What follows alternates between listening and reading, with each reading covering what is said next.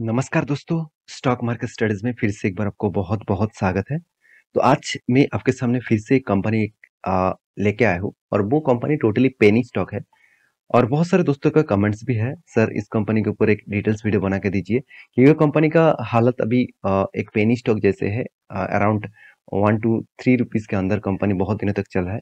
तो क्या इस कंपनी के ऊपर निवेश करना सही होगा? क्या इस कंपनी का अपकमिंग विज़न क्या है और कंपनी किस बेसिस में काम किया और जिसके कारण आज एक पेनी स्टॉक बन चुके हैं? तो सारी इन्फॉर्मेशन आपके साथ शेयर करूँगा। तो वीडियो को लास्ट तक देखिएगा क्योंकि आज का जो कंपनी है वो रिलायंस ग्रुप से है। तो रिलायंस ग्रुप से कंपनी के बारे में डिस्कशन करने से पहले मैं रिक्वेस्ट करूंगा चैनल को सब्सक्राइब अभी तक नहीं किया तो जरूर कर लीजिएगा। तो चलो देख लेते हैं आज के स्टॉक के डिटेल्स के बारे में। देखिए, सबसे पहले हम लोगों को दिमाग में यही बात आ जाता है कि रिलायंस का नाम लेते ही सबसे पहले जो नाम हम लोगों को देखने को मिल जाता है वो है रिलायंस के मुकेश अंबानी जी का नाम।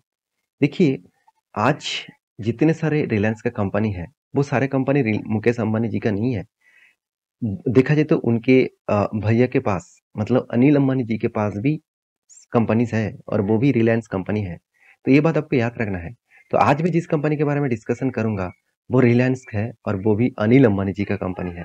तो उस कंपनी का नाम कौन सा है? सबसे पहले बता दूं, कंपनी का नाम है रिलायंस कम्युनिकेशंस।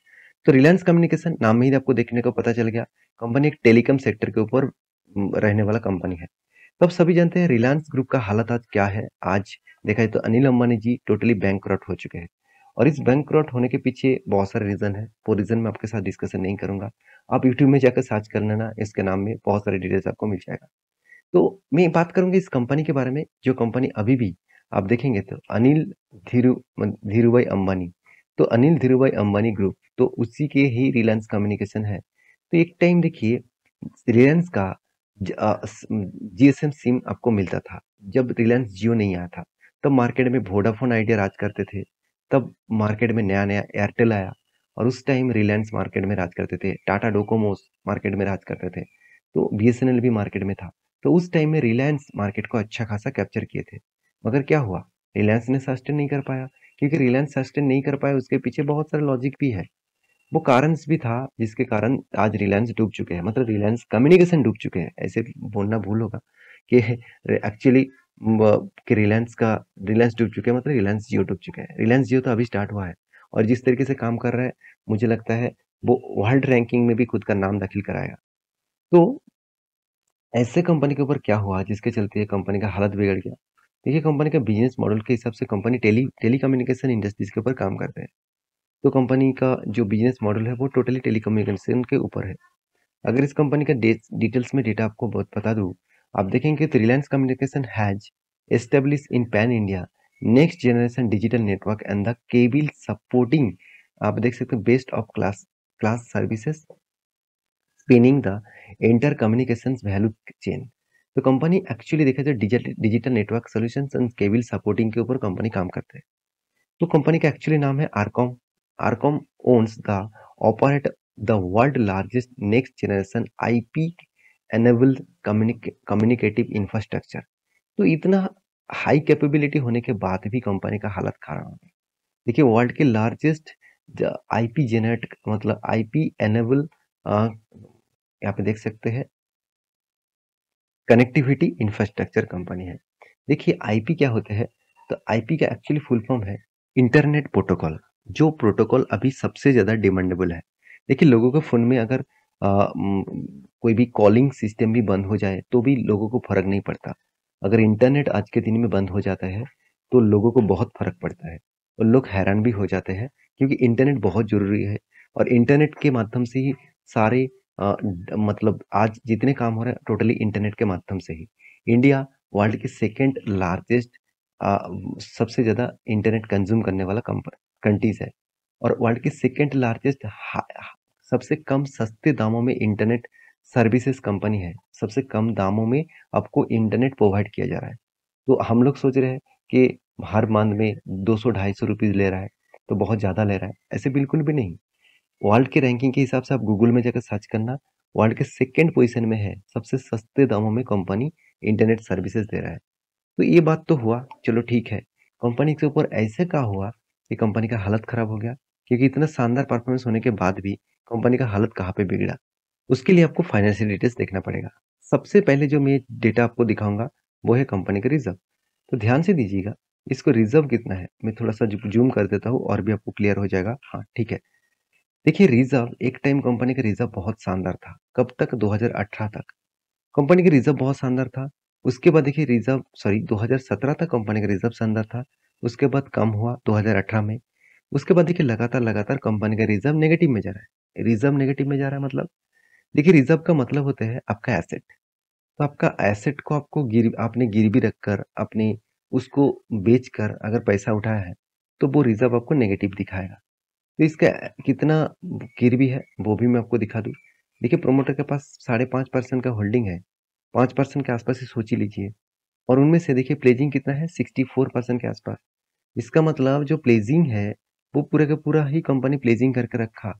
मतलब पूरा का पूरा पैसा ही कंपनी ने पूरा ही पूरा शेयर ही गिरवी रखकर पैसा उठाया मार्केट से और इसीलिए रिज़र्व क्या हुआ नेगेटिव में चला गया और रिज़र्व नेगेटिव में गया, वो तो ठीक-ठाक था। मगर कंपनी का जो कर्जा है, वो देखिए किस तरीके से इंक्रीज़ हुआ, 47,000 करोड़।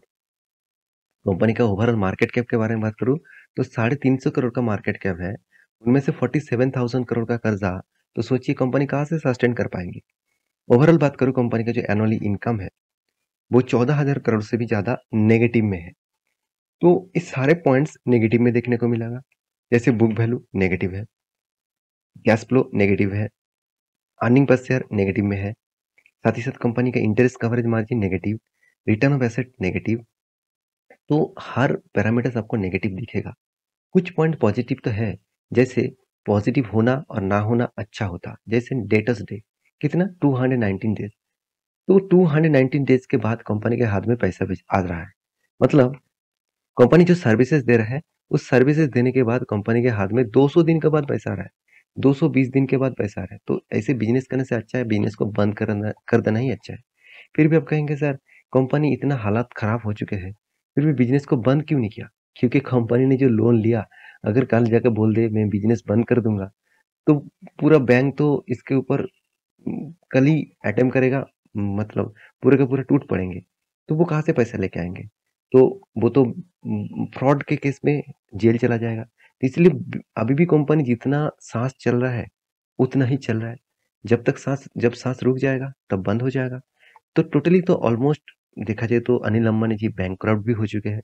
उसके बेसिस पे हर कोई कंपनी का हालत खराब हो चुके हैं। तो रही बात कंपनी के प्रॉफिट एंड लॉस का, तो ध्यान दीजिएगा इस चीज को। तो प्रॉफिट एंड लॉस में आपको देखिए सेल्स में बहुत शानदार ग्रोथ देखने को मिला था 2016 तक, 2017 तक। उसके बाद देखिए 16 तक भी ठीक ठाक था, 17 में कम हुआ, उसके बाद कुछ टाइम कम हुआ, होते होते कंपनी अभी 700 करोड़ पहुंच चुके हैं। एक टाइम कंपनी 20,000 करोड़ तक सेल्स कर रहे थे। आज 700 करोड़ से कंपनी 400 करोड़ पहुंच चुके हैं। और जितना कंपनी का सेल्स है उससे भी ज्यादा कंपनी का एक्सपेंस है। और इस एक्सपेंस बढ़ जाने के कारण कंपनी के देखिए आधा से इनकम, जहाँ पे कंपनी का एक्स्ट्रा बेनिफिट आना चाहिए था, उल्टा कंपनी वहां पे भी 14,000 करोड़ का लॉस कर बैठे। और इसके बेसिस में कंपनी इस बार 14,000 करोड़ का टोटल लॉसेस दिखा चुके हैं। और इसी के कारण कंपनी के ऊपर और भी प्रेशर बढ़ गया। तो इसलिए देखिए कंपनी का सेल्स ग्रोथ तो नेगेटिव है, बिग नेगेटिव है। प्रॉफिट ग्रोथ में पॉजिटिव देखने के कारण कंपनी में कुछ टाइम पर पीरियड में प्रॉफिट दिखा, बाकी टाइम में नहीं है। रिटर्न ऑफ इक्विटी भी कुछ भी देखने को नहीं मिला। तो कंपनी के कैश फ्लो के बारे में बात करूँ, कंपनी के हाथ में किस तरीके से पैसा है वो देख लीजिए। कितने बड़े से बड़े कंपनी का नेगेटिविटी है। साथ ही साथ कंपनी के एक पॉइंट्स मैं आपके साथ जरूर शेयर करूंगा, वो है फिक्स एसेट। अगर एसेट के बारे में बात करूँ तो लास्ट कुछ साल में आप देखेंगे तो कंपनी ने कुछ एसेट परचेज ही नहीं किया। तो इस साल में तो कंपनी कोई भी एसेट परचेज नहीं किया। उल्टा कंपनी ने क्या कर दिया, कंपनी कर्जा ले लिया। ध्यान दीजिएगा कंपनी का प्रोसीड फ्रॉम बोरिंग्स के बारे में बात करूँ तो कोई भी कर्जा नहीं है। रीपेमेंट जो किया वो छोटा मोटा रीपेमेंट किया गया। तो कंपनी का टोटल कर्जा कितना है, उसके बारे में बात करें तो टोटल कर्जा अभी बन चुके हैं 47,000 करोड़। इसका मतलब कंपनी का हालत अभी बुरी तरीके से कंपनी फंस चुके हैं और बुरी बुरी तरीके से कंपनी यहाँ पे खराब हो चुके हैं। तो कंपनीज के देखिए अगर इन्वेस्टर के बारे में बात करूँ तो प्रोमोटर के बाद आपको एफआईएस और डीएस के पास भी कुछ भी नहीं दिखेगा। सारे के सारे माल किसने उठा रहा है, पब्लिक। क्योंकि पब्लिक को यही कंपनी चाहिए होते हैं जो 1-2 रुपये में चल रहा है। उसको लग रहा है 1 रुपये 2 रुपये में चल रहा है। अगर वो 10 रुपये भी चला जाए तो मेरा 1 लाख का निवेश 10 लाख हो जाएगा। देखिए ऐसे सोच कर निवेश मत करिएगा। आपका 1 लाख रुपया 1,000 भी हो सकते हैं, ₹100 भी हो सकते हैं। ऐसे भी बहुत सारे कंपनीज़ के एग्ज़ाम्पल है। मैं आपको वीडियो बना के भी दिया था एक वीडियो। यहाँ पे हमको पता था कि पेनी स्टॉक के ऊपर निवेश करना कितना खतरा हो सकते हैं आपके लिए। हाँ, आप कहेंगे सर मेरा इन्वेस्टमेंट इस कंपनी के ऊपर ₹100 है, तो आपको कोई टेंशन लेने का ज़रूरत ही नहीं है। तो ₹100 में लॉस होगा तो ₹100 ही होगा ना, तो ₹100 चला गया तो क्या हुआ? तो आप तो दुकान में जाकर ₹100 से ज़्यादा खाना खा लेते हैं। बहुत सारे लोग तो ₹100 का डेली नशा भी कर लेते हैं। तो इसमें कुछ फ़र्क नहीं पड़ना चाहिए। तो रही बात कंपनी का जो चार्ट पैटर्न का, उसके बारे में डिस्कशन करूँ, शायद आपको चार्ट पैटर्न यहाँ पे अच्छा दिखे। अगर मैं लॉन्ग ऑफ पीरियड टाइम दिखा दूँ, तो कंपनी का हालत देखिए, कंपनी एक टाइम कहाँ पे था? एक टाइम इसका हालत देखिए, मैं छोटा करता हूँ और भी छोटा कर देता हूँ। हाँ, कहाँ पे? 900 में चलने वाला कंपनी था, 900 में। उसके बाद आज चल रहा है ₹1 में।